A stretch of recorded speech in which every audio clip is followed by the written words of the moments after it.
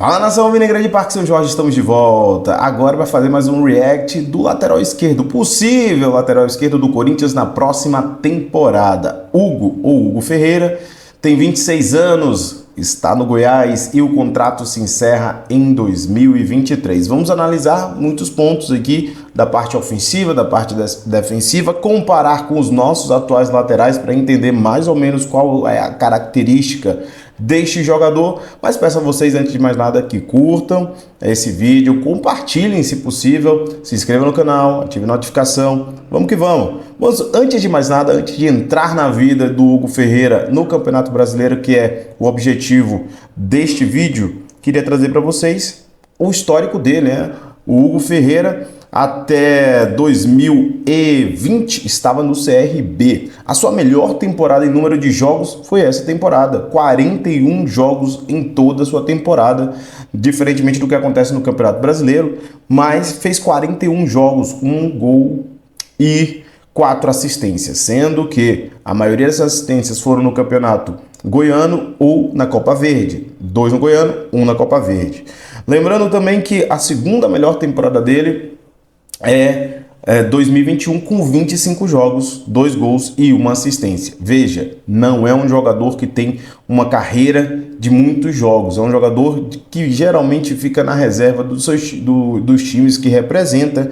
Isso eu estou falando do CRB, do ABC, do Jaciobá, tá? Ele sempre ficou como reserva, nunca foi destaque. Hoje possui 26 anos e o Corinthians decidiu atuar na negociação de um jogador que é reserva do Goiás. Beleza? Então, dito isso, queria trazer vocês aqui vamos fazer primeiro a parte do react de vídeo, depois a gente vai fazer as estatísticas e a conclusão desse vídeo. Beleza? Então, dito isso, vamos que vamos. Agora é hora de ver o nosso queridão aí, o Hugo Ferreira, fazendo as suas jogadas. Percebam, na análise mais preliminar e rasa da temporada dele, que ele é um jogador, primeiramente, 26 anos é um jogador jovem, né? Então um jogador viril que tem capacidade física para a parte defensiva, desarmes. O que eu gostei bastante, vou ser bem sincero, o que eu gostei dele foi a leitura de jogo. Tá? Ele é um jogador que possui uma capacidade de ler defensivamente muito bem o adversário, fazendo interceptações, bloqueios de passagem de bola, entre outras. Ele não é um jogador que sobe muito, não é um jogador que vai estar no ataque, apesar dos vídeos aqui que pegam pequenos trechos. Ele é um jogador extremamente defensivo, ele tem essa característica como fundamental nos seus jogos.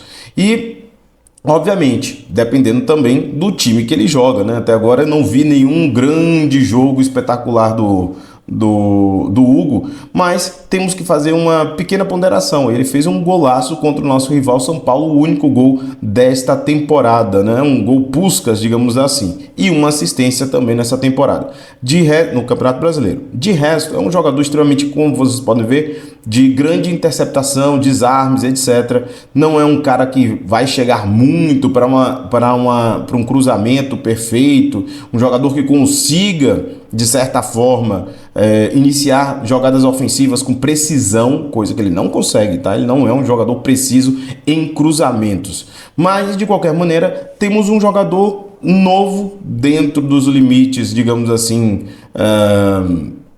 do que a gente possui hoje, já que o Fábio Santos tem 38 anos, né? Então, digamos que ele é um jogador que tem 12 anos de diferença ao nosso titular atual. Veja bem, vou deixar aqui o gol Puskás dele, ó, eu falei sobre isso, ó, o golaço que ele realiza, um golaço mesmo, mas só isso que ele fez, não é um jogador que chega com essa qualidade e essa assistência nesta temporada, beleza? Dito isso, não vou deixar aqui, eu vou seguir em frente para os dados dele na temporada do Campeonato Brasileiro. Ele tem a mesma altura do Fábio Santos, 1,79. Lembrando, 26 anos, faz em agosto do ano que vem, contrato até 2023 e o Corinthians pode assinar um pré-contrato, como parece que já assinou. Nessa temporada no Campeonato Brasileiro, fez 19 jogos como titular, aliás, 19 jogos, 16 como titular.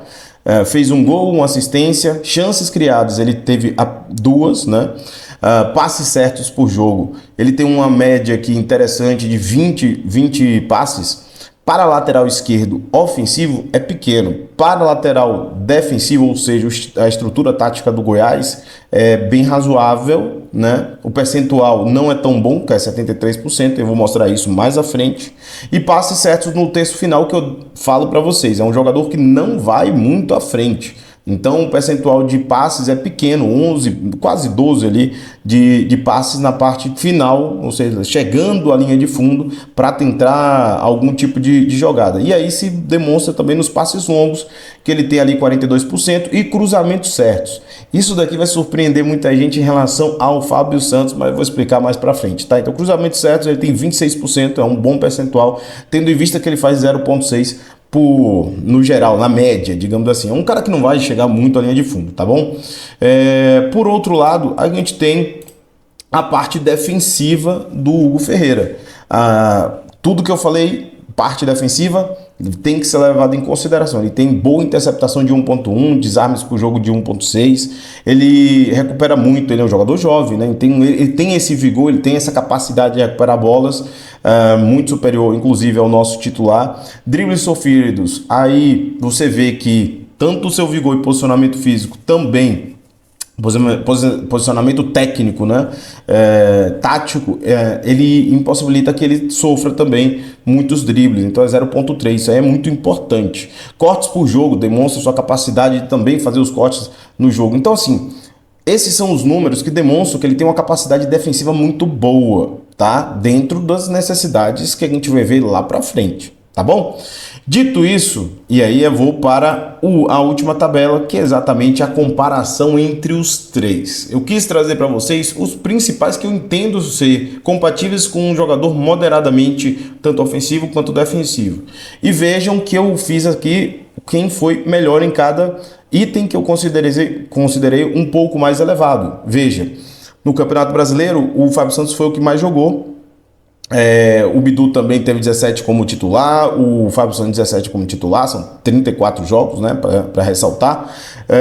Os jogos do Brasileirão, o Hugo fez 16 como titular, então estamos aqui praticamente numa média de jogos como titulares, então dá uma certa noção de como eles podem participar do jogo, não tendo tanta distorção.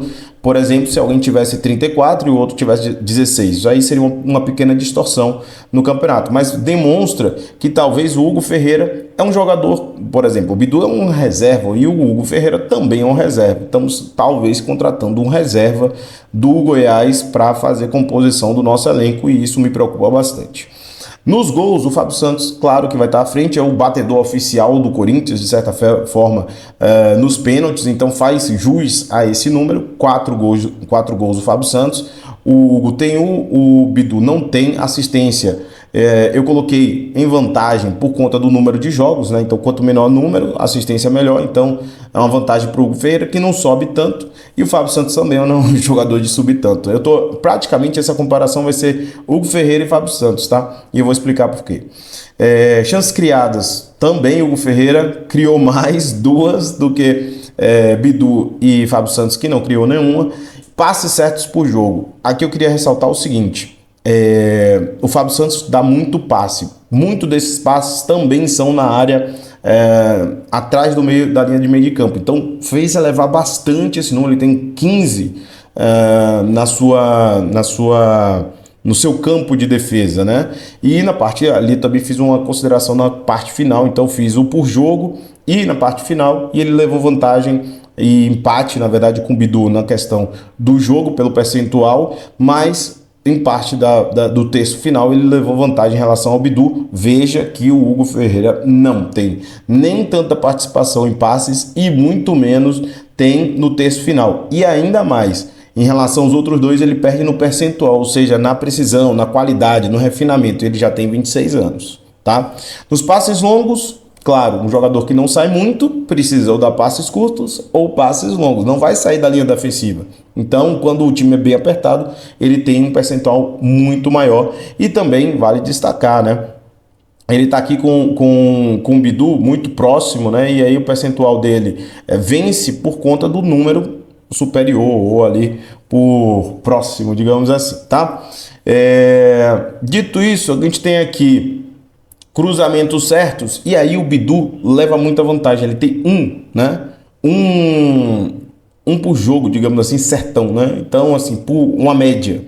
O Bidu faz muitos cruzamentos, vários jogos ele tem dificuldades especificamente em fazer cruzamentos, mas ele é um jogador que tenta, diferentemente do que acontece com o Fábio Santos, que vários jogos ele sequer cruza, né? Sequer tenta o cruzamento, e assim como o próprio Hugo Ferreira também não tem um percentual muito elevado, mas é 3 vezes melhor do que o próprio Fábio Santos. Aí, efetivamente, quando você tem muito mais cruzamentos, você tem um percentual menor, mas eu coloquei como um ponto positivo porque ele é um cara que efetivamente tenta demais, chega bem à linha de fundo.